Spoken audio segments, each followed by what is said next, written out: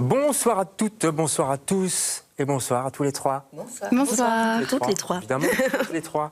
Qu'est-ce qu'on fait? On se tutoie ou pas? Parce que avant l'émission, on se dit, vous, je vais vous tutoyer, toi, je vais... Enfin bref, oui, on se tutoie tout le monde. tous. Allez, c'est Ouais. Ça va, France? Oui. France Bastoun, mise en scène en ce moment hein, au Théâtre des Martyrs avec 2 des 7 actrices, je crois que vous êtes 7 comédiennes danseuses sur le plateau. Astrid Akaï, bonsoir Astrid. Bonsoir. Et bonsoir Léna. Bonsoir. Léna Dalem Ikeda. C'est ça. Pas trop stressée, non? Pas par l'émission, mais par le spectacle. Ah, il y a eu une belle période de stress, mais là, on a la sensation qu'on a trouvé qu'on a trouvé le spectacle. Ouais. Donc voilà, on a accouché. Ouais. Oui, le bébé est là. Voilà. Le bébé est là, dit-elle en se redressant. Allez, 3 petites questions pour commencer avant de parler de ces filles-là. Vous répondez du tac au tac. Si vous étiez un animal. Un cheval. Un cheval. Vous m'aviez déjà dit ça il y a quelques années. Oui, ça change pas. Hein. Non, c'est votre. C'est celui qui galope sur la plage en Camargue. Je tiens Ah oui, donc c'est d'accord. Oui. Pas n'importe quel cheval. Oui, non. Pas un vieux canasson. Ah, non, pardon. Je sais pas pourquoi je dis ça. Un animal? Un chien, parce que c'est mignon. Ouais, non, mais parce que c'est très facile de créer une relation intime et puis c'est enthousiaste, ça a envie de jouer tout le temps. Et voilà, ça reste fidèle aussi. Bien sûr. Un animal? Moi, j'aimerais bien être un panda, mais je pense que je suis plus un pan. Quinta? Ouais, parce que ouais, ça fait beaucoup de bruit, c'est joli, mais ça prend de la place, quoi. Le chant du pan, c'est bizarre. Ouais, c'est vraiment étrange. Le chant du panda aussi, à mon avis. Bref, un film très rapidement, un film. Ah, pas rapidement. Moi, je vais dire Smoking, No Smoking Ah ouais. dans la Renée. Ah oui, c'était chouette. Pas pour spécialement le film en tant que tel. Je vais pas dire que c'est un de mes films préférés, mais c'est pour cette approche de la vie. Si on fume une cigarette ou pas, ça change tout. C'est génial. Et voilà, c'est un concept qui me parle beaucoup. Ouais, je me souviens bien de ce film. Et moi, j'ai pensé à la série Sex Education, parce que je trouve qu'il y a une dimension optimiste dans l'humanité, je sais pas comment dire, et parfois c'est dur de continuer à y croire. Mais en même temps, il y a une critique assez acerbe des oppressions systémiques. Et toi? Moi, c'est Matrix. Ah oui, carrément, quoi. Ouais. On y va, quoi, Matrix. Hein. Ouais. Connecté. D'accord. Ouais. Tout le monde aime bien Matrix. Hein. Oui, j'adore ça. Matrixé à Matrix. Et nous, on est matrixés complètement à votre spectacle. Ça s'appelle Ces filles-là et on en parle dans LCR ce soir.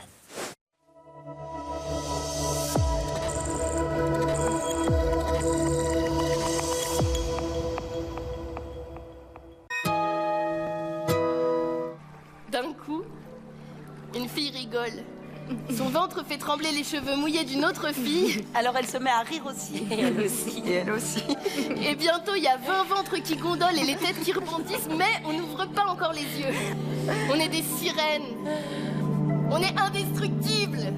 Alors, ces filles-là, c'est l'histoire de Scarlett et de ses amies. Elles sont dans une classe depuis l'enfance. Un snap. Un reel. Un post. Une photo de Scarlett. Toute nue. Le harcèlement va se mettre en route, on va la stigmatiser, alors qu'elle s'était jurée amitié pour la vie. Oh my god.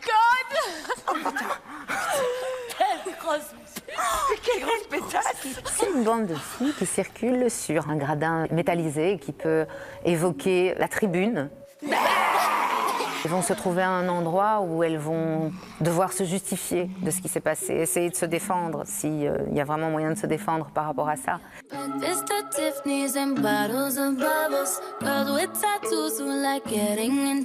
Pourquoi on arrive à harceler? Pourquoi un groupe peut devenir un monstre?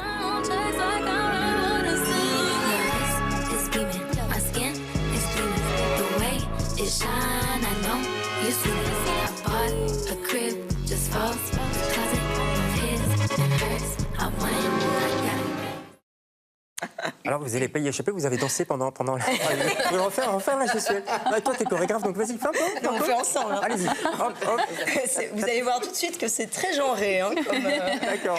Ça a mis du temps pour faire cette chorégraphie? Non? De toute façon, on n'avait pas tellement de temps, parce qu'on était sur 6 semaines de création en ligne droite. Ouais. Et le temps de chorégraphie, c'était en dehors des heures de plateau.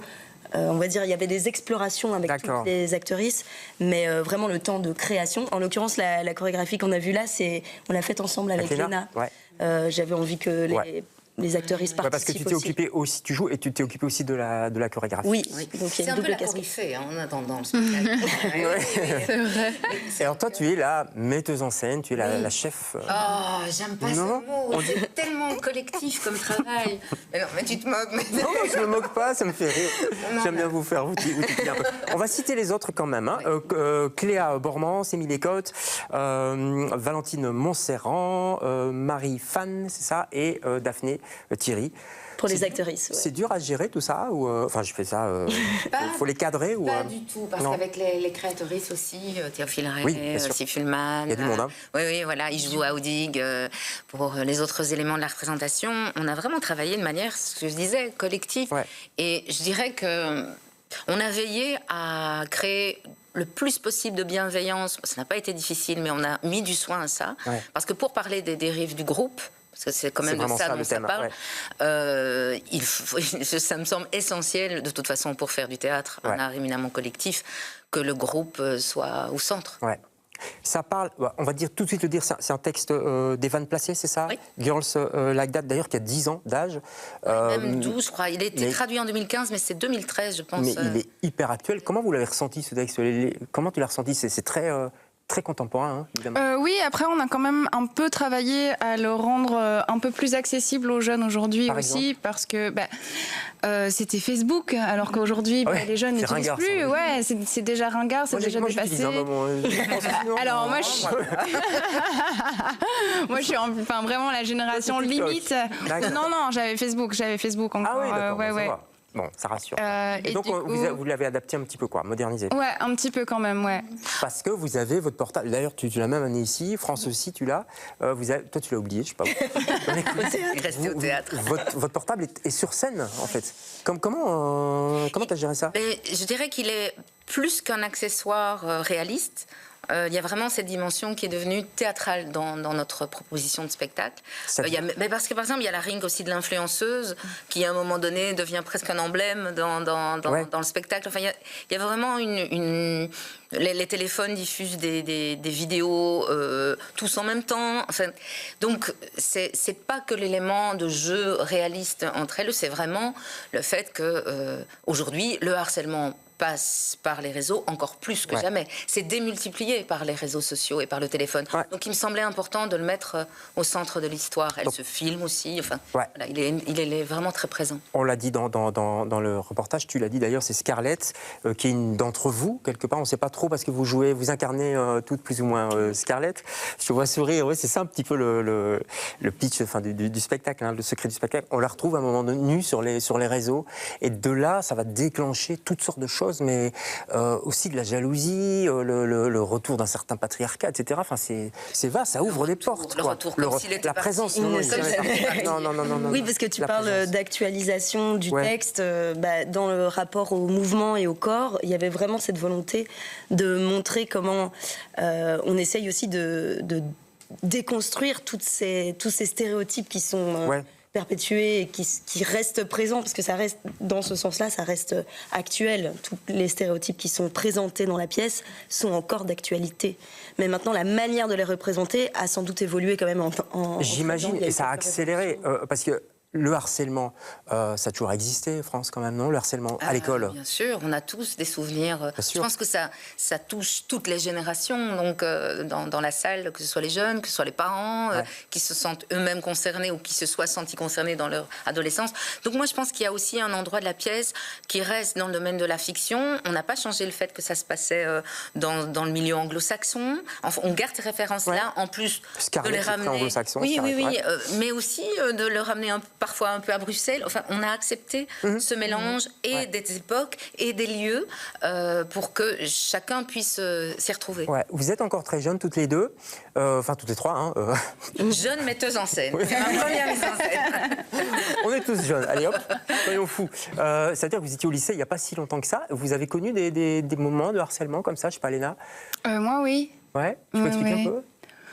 Ça devient vraiment personnel. Ah mais moi personnellement, et c'était aussi du cyberharcèlement que j'ai vécu.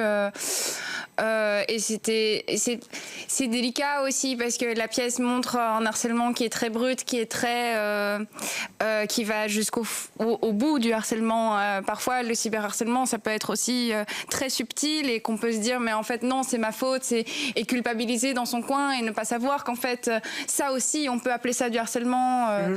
Ouais. Ce qui était fort aussi, c'est que finalement dans l'équipe, tout le monde en a vécu d'une façon ou d'une autre du harcèlement. C'est vrai qu'on a passé 6 semaines de travail, de création, mais on avait vécu 1 semaine en septembre déjà ensemble, où on a passé pas mal de temps d'exploration et sont arrivés à ce moment-là. Oui, oui, et c'était très très fort, très émouvant, et ça a aussi constitué le groupe, je pense, d'avoir pu ouvrir cette porte-là aussi. Ça fait partie du travail. Ça vous a capté tout de suite ce texte, toutes les deux? Alors, pour moi, on sent les 10-15 ans de différence avec aujourd'hui, donc j'ai tout de suite eu des questions par rapport au texte, mais la mise en scène, le rapport que nous, on a créé, la confiance, m'a permis de plonger dedans à fond et d'essayer d'apporter, avec la création mouvement, un regard aussi, quand même, sur ce texte. Et ce sont quand même ces femmes-là qui racontent cette histoire. Donc, moi, ce qui m'intéresse, c'est Astrid, Léna et toutes les autres. Mais c'est violent quand même, parce que quand on y réfléchit, elles sont responsables, quelque part. Toutes, non? Évidemment.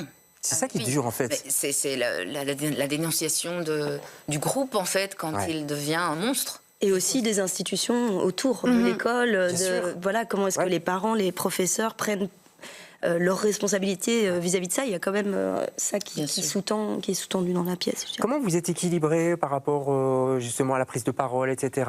Léna, vous aviez...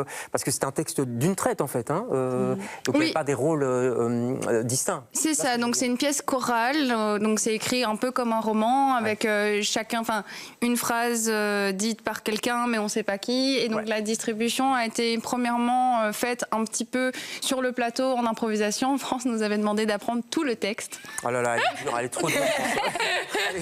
Elle se cache, elle se cache. 85 pages quand même. Pas beaucoup de textes. Tu connais le texte, France? Pas celui-là, mais j'en connais d'autres. Alors, si la metteuse en scène ne connaît même pas le texte. Je taquine. Et donc, avec ce texte, la matière qu'on connaissait, on a fait des improvisations. Et à partir de là, France a déterminé plus ou moins une distribution qui a été encore modifiée au cours de la création. En cours de travail. Mais il y a 2 jours, on a encore changé quelques répliques. Donc voilà, c'est aussi... Bon, là, maintenant, il faut visser un peu, parce qu'il ne faut plus changer, puisque c'est sur la scène des martyrs. À propos de scène, à propos de mise en scène, elle est très belle, elle est très épurée. On voit un échafaudage, on a vu des photos là qui passent. Ça, c'était une volonté aussi? Oui, donc un plateau quasi vide, mais où repose une structure métallique qui peut évoquer à la fois le collège américain, enfin anglo-saxon. Ouais, c'est vrai. Moi, j'avais un peu West Side Story aussi, parce qu'il y a une partie très musicale. Il y a de la danse, donc oui, voilà. Et puis c'est aussi une machine à jouer pour LE, parce que forcément, on peut être dans le grenier, on peut être dans la classe, mais surtout, on est sur une tribune. Parce que c'est vraiment un théâtre de narration. Ça se raconte. À un moment donné, on ne peut pas faire autrement. On plonge à fond dans le jeu. Et puis la violence du jeu fait effet boomerang. Et cet effet boomerang est partagé vraiment avec le spectateur. Et c'est pour ça que je voulais que ce soit sur cette espèce de structure tribune, pour que la pensée en construction puisse se partager entre nous et avec les spectateurs. Nous aussi, on est quelque part sur des tribunes. Enfin, je veux dire, quand on est au théâtre, on est ici sur des échafaudages. On ne le voit pas, mais en dessous, c'est ça, exactement. Il y a des trous en dessous. Moi, j'ai pensé à Georges Ligny, évidemment, la mise en scène, qui est très proche de vous. On va peut-être voir une photo de Georges, voilà. Oui, Georges, qui est décédé. Georges, bien sûr. Donc, parce que, je trouve qu'il y a des correspondances. Vous avez travaillé longtemps avec lui, vous étiez à l'école avec lui. Oui, ça fait... Il est quelque part dans votre tête quand vous êtes... C'est votre première mise en scène, c'est pour ça que je pose la question. Oui, bien sûr. C'est une filiation. La compagnie Belle de Nuit que Georges dirigeait. Et puis, il me laissait toujours une place très importante à l'interprète créateur. Donc, je me suis toujours sentie... à s'écouter dans la mise en scène, et je pense que oui, on est de la même famille. Elle est là. Et puis on salue Émilie Écotte on l'embrasse où qu'il soit. Il y avait Émilie Écotte qui joue encore d'ailleurs un de ses spectacles. C'est au Martyr. Mais c'est pas qu'au Martyrs, c'est au Poche aussi, parce que l'idée vient de Olivier Blin. C'est lui qui a proposé le texte, et donc c'est une chance d'avoir comme ça 2 théâtres. Oui, et peut-être 3, peut-être 4. Ça va continuer, évidemment. En avril au Poche. Et puis il y a aussi l'intervention du CAS dans l'histoire. C'est important, le Centre des Arts Scéniques, parce que c'est un organe qui permet aux jeunes actrices d'être engagées. Et donc, toi, Léna, notamment, hein, tu viens du CAS, c'est ça? Exactement. Ah ben, on salue le CAS, on salue tout le monde, on salue le Poche. Les dates du Poche, c'est en avril, on en reparlera plus tard. À partir du 7 avril. À partir du 7 avril jusqu'au 25 avril. Et vous, c'est jusqu'au 25 janvier. Et Fanny et Lara qui ont fait la Sistana. Pardon, je le dis. On les salue. Salut Fanny, salut Lara, salut tout le monde. Salut Sarah aussi du Théâtre des Martyrs. Oui, qui a été un regard extérieur. Oui, tout à fait. Allez, on embrasse tout le monde, on fait comme Michel Drucker. Et Sarah, tout le monde est super. Elle disait que c'était le premier projet sous sa direction. Exactement. Ça s'appelle Ces filles-là. Courez voir ce spectacle avec vos enfants, avec vos parents, vos grands-parents, enfin avec tout le monde. Merci beaucoup d'être passé chez nous. On se retrouve demain, nous, avec le chanteur Miosek. Bonsoir.